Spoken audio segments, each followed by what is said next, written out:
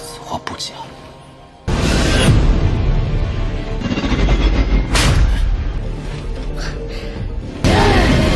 僧牛受死！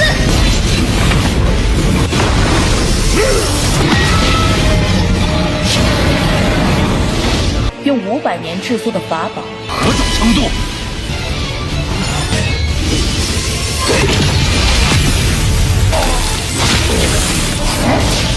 就有本命法宝帮身，不配与我相提并论。看能起误判青丝，若没有冯玉山送来，僧牛是要杀你！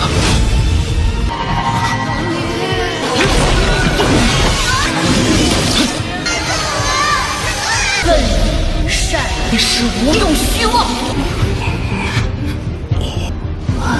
医生都要保护好自己。练了这么久。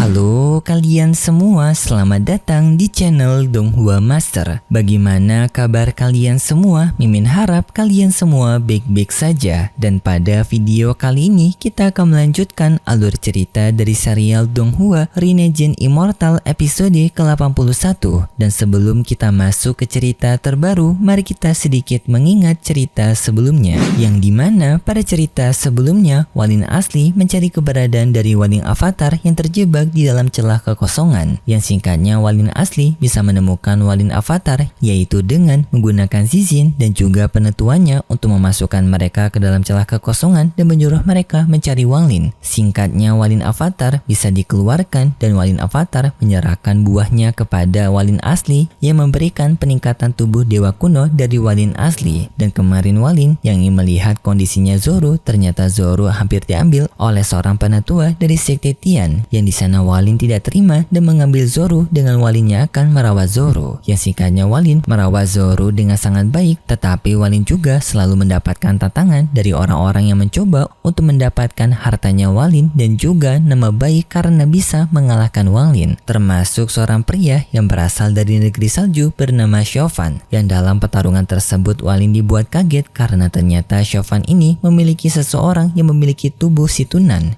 yaitu gurunya Walin. Yang singkat cerita Walin bisa mengalahkan mereka, tetapi Walin penasaran bagaimana Chauvin memiliki tubuh dari Situnan. Dan singkat cerita Walin telah dijemput oleh Yushan untuk menyuruh Walin mengikuti pertarungan duel melawan Hong Die, dan Walin menerima ajakan tersebut dan itu merupakan inti cerita pada cerita sebelumnya. Kalau gitu pun sekarang langsung saja kita masuk ke bagian cerita terbaru. Cerita ini berlanjut dengan diperlihatkan Walin bersama dengan Yushang yang mereka berdua telah sampai di Suzaku Star dengan melalui teleportasi. Dan setibanya mereka di sana, mereka disambut oleh seorang perempuan yang bernama Putri Salju ataupun Snow White. Yang Snow White di sini adalah untuk memandu Walin ke tempat tinggalnya yang telah disuruh oleh gurunya Snow White untuk memandu Walin. Yang lalu pun Snow White mengeluarkan 2 burung angsa untuk kendaraan mereka berdua pergi ke tempat kediamannya Walin.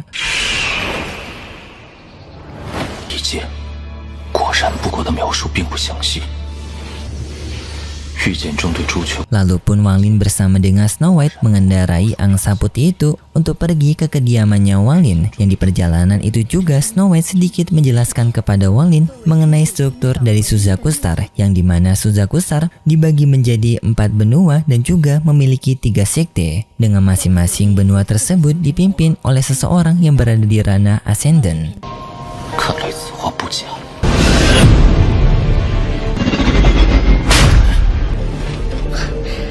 Tetapi di tengah perjalanan mereka melewati sekte Tianyun yang merupakan sektenya dari Hong Die, membuat Walin dan juga Hong Die mereka berdua saling menatap satu sama lain dengan aura mereka berdua yang saling membenci. Dan di sana pun Snow White bertanya kepada Walin apakah Walin percaya diri untuk menghadapi Hong Die. Walin menjawab kalau dirinya tidak yakin. Mendengar hal itu membuat Snow White tertawa karena ia tahu Walin hanya merendahkan dirinya saja.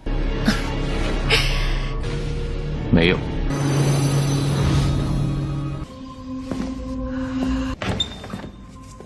Singkat cerita, Walin pun telah sampai di tempat tinggalnya, yang di sana Walin diantar oleh seorang anak laki-laki. Walin berterima kasih kepada anak laki-laki tersebut, tetapi anak laki-laki itu tidak menjawabnya. Dan di sana Walin bisa melihat mulut dari anak laki-laki itu ternyata tidak memiliki lidah, yang ternyata mulutnya telah dipotong. Melihat hal ini pun membuat Walin menjadi sangat kaget dengan kekejaman dari Suzakusar kepada para pelayan mereka. Walin menganggap dirinya sekarang sedang tidak berada di sebuah tempat tinggal tetapi mirip dengan sebuah penjara. Setelah Walin berada di kediamannya, di sana Walin membuat peta giok melalui struktur dari Suzakusar yang sebelumnya telah ia lihat waktu berada di perjalanan dengan Snow White sebelumnya untuk berjaga-jaga melakukan pelarian nanti. Karena Walin juga tidak bisa percaya dengan Suzakusar karena kebanyakan orang-orang di tempat ini merupakan orang-orang yang berbahaya. Tetapi di saat itu Walin tiba-tiba saja dibuat kaget karena di kediamannya ternyata adanya orang lain yang Walin bisa merasakan kalau pria ini telah berada di ranah dari transformasi jiwa, dan pria ini bernama Lin Yunlong. 实力定在应变之上，仍可以进入房间而不被我察觉。金宗主。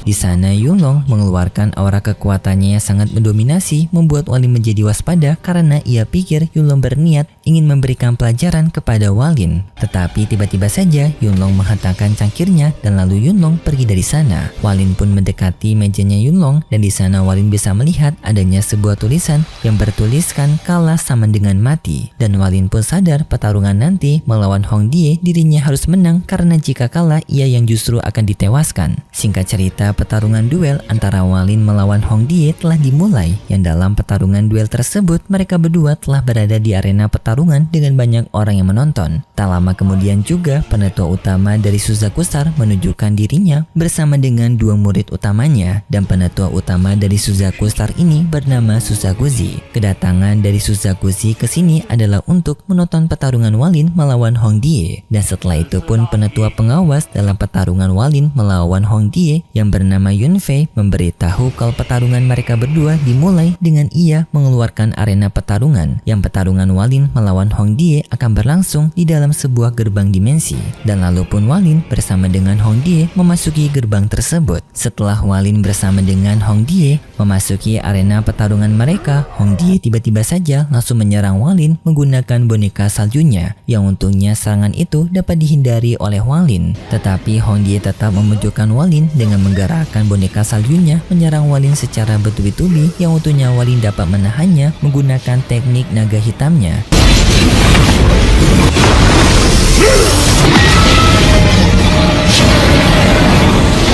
用500年制作的法宝。 Dan di sini pun Hong Die memberitahu kepada Walin bahwasannya boneka saljunya merupakan harta yang telah ia sempurnakan selama 500 tahun. Dengan harta ini Hong Die yakin Walin tidak akan bisa selamat, dan lalu pun Hong Die menyerang Walin lagi dengan tambahan juga beberapa pedang terbangnya Hong Die. Dan setelah itu Walin mendapatkan serangan serbuan dari boneka salju Hong Die dan juga pedang terbangnya Hong Die. Untungnya Walin dapat menahan serangan tersebut menggunakan harta loncengnya, yang harta lonceng tersebut mengeluarkan suara berisik membuat boneka saljunya Hong Die kesulitan untuk menyerang Walin, dan juga loncengnya Walin dapat menahan serangan dari pedang terbangnya Hong Die juga, dan pada akhirnya lonceng tersebut diambil oleh Walin kembali dengan merubah lonceng tersebut menjadi baju zirah. Tetapi tiba-tiba saja Hong Die menyerang Walin menggunakan harta kelopak bunganya, mengurung Walin di dalam sana sambil mengatakan ini merupakan akhirmu. Tetapi Walin untungnya dapat bisa keluar dari kekangan kelopak bunganya Walin sambil mengatakan kepada Hong Die bahwasannya pertarungan mereka baru dimulai, yang sebelumnya hanyalah pemanasan saja. Yang lalu pun Walin melakukan serangan balasan kepada Hong Die menggunakan guntur merahnya Walin melalui bendera larangannya Walin, yang di sini Walin juga menggunakan teknik dari benderanya untuk mencegah Hong Die agar tidak bisa kabur dengan teleportasinya. Hong Die merasa khawatir dengan teknik guntur merahnya Walin dan Hong Die mencoba untuk kabur dari sana, tetapi sayangnya karena bendera larangannya Walin yang telah memberikan batasan kepada Hong Die yang membuat Hong Die tidak bisa kabur dengan cepat. Hong Die pun mengeluarkan teknik bayangannya untuk menahan guntur tersebut, tetapi sayangnya bayangan Hong Die tidak terlalu berpengaruh kepada gunturnya Walin. Tetapi pada akhirnya boneka esnya Hong Die melindungi Hong Die dari sambaran guntur tersebut.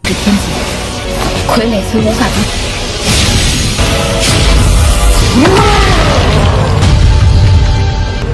Membuat membuat Hong Die pun selamat dari sambaran gunturnya Wang Lin. Dan lalu pun Hong Die memberikan serangan balasan kepada Wang Lin dengan boneka esnya Hong Die mengeluarkan sebuah senjata cambuk ajaib. Yang senjata cambuk tersebut mengenai Wang Lin yang seketika membuat Wang Lin terpisah dari tubuhnya. Tetapi hanya sementara saja dengan Wang Lin bisa kembali lagi. Orang-orang yang berada di luar termasuk penetua Zakuzi melihat senjata cambuk ajaib tersebut dimiliki oleh Hong Die membuat penetua Zakuzi ini kaget karena senjata itu merupakan senjata peri berharga mereka. Kenapa Hong Die bisa memilikinya? Dengan segera gurunya Hong Die yaitu Yun Fei meminta maaf kepada Zakuzi karena ia juga tidak tahu mengapa Hong Die bisa memilikinya. Dan di sini Yun Fei akan mencoba untuk bertanya kepada Hong Die nanti. Sedangkan untuk Yushan, ternyata Yushan lah yang telah memberikan senjata ajaib tersebut kepada Hong Die karena kekhawatiran dari Yushan kepada Hong Die yang untungnya kekhawatiran itu bisa menyelamatkan Hong Die. Jika saja Yushan tidak memberikan senjata cambuk itu kepada Hong Die, kemungkinan besar Hong Die akan kerepotan dalam pertarungannya melawan Wang Lin. Setelah Wang Lin sebelumnya terkena serangan cambukan dari Hong Die, Wang Lin sadar bahwasanya senjata cambuk itu merupakan senjata tingkatan peri karena memiliki pengaruh yang cukup besar kepada tubuhnya Wang Lin dan juga jiwanya Wang Lin. Dan lalu pun Wang Lin mempersiapkan diri untuk berhadapan melawan Hong Die lagi dengan Wang Lin mengeluarkan binatang kereta tempurnya.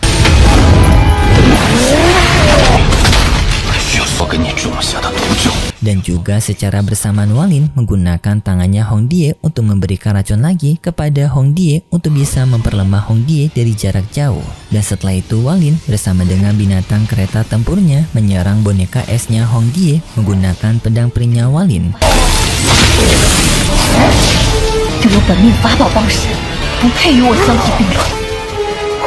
Yang di sini pun Hong Die dibuat kaget dengan kemampuan bertempurnya Wang Lin yang telah jauh meningkat setelah terakhir kali mereka bertemu. Dan Wang Lin pada akhirnya bisa menghancurkan boneka saljunya Hong Die.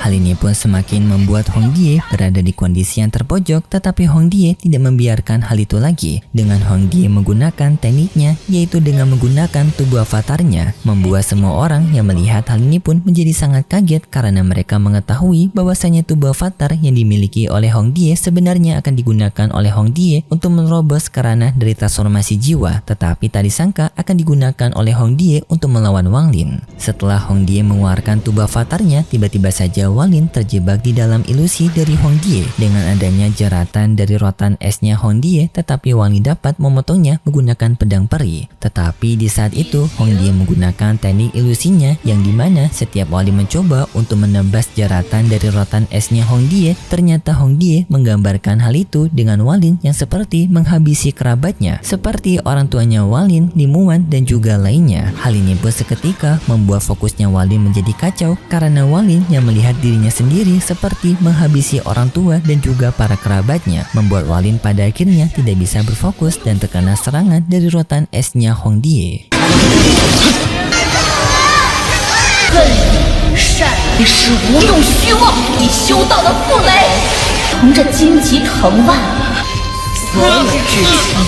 Ilusi yang dikeluarkan oleh Hong Die kepada Wang Lin semakin parah, yaitu dengan ilusi tersebut adanya sebuah pedang yang membasmi seluruh kerabatnya Wang Lin dan juga orang tuanya Wang Lin seperti kejadian waktu melawan keluarga Teng dulu, mengakibatkan trauma lamanya Wang Lin timbul kembali dan membuat Wang Lin marah dan mencoba untuk menghentikannya. Tetapi setelah Wang Lin mencoba menghentikannya, malah gambarannya berubah dengan Wang Lin yang diperlihatkan seperti telah membantai keluarganya sendiri. Yang semakin pun ilusi ini membuat pikiran Wang Lin menjadi kacau dan ia pun terpengaruh oleh ilusinya Hong Die. Sulit membedakan mana ilusi dan juga mana kenyataan. Tetapi di saat Wang Lin yang sedang terjatuh ke dalam ruangan kehampaan ilusinya Hong Die, tiba-tiba saja Wang Lin seperti mendapatkan dukungan dari para kerabatnya, dari Limuan sampai kedua orang tuanya Wang Lin dan juga orang-orang yang Wang Lin pernah temui.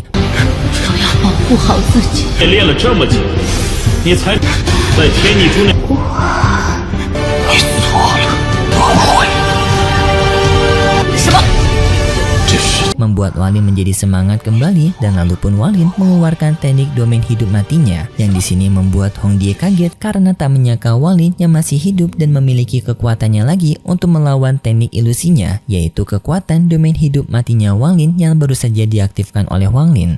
Tetapi sayangnya setelah itu alur cerita dari serial Donghua Rinnegan Immortal episode ke-81 bersambung. Cukup sangat disayangkan endingnya malah ngegantung. Padahal setelah Hwalin menggunakan teknik domain hidup matinya itu Hongdi bakalan kalah. Tetapi malah dipotong sebelum itu. Jadi kita nunggu saja untuk episode selanjutnya di minggu depan besok. Kalau gitu pun terima kasih buat kalian semua yang sudah menonton video ini sampai akhir. Jika kalian suka dengan video kali ini bisa beri like serta subscribe dan sampai jumpa di video selanjutnya. See ya! 看来此话不假。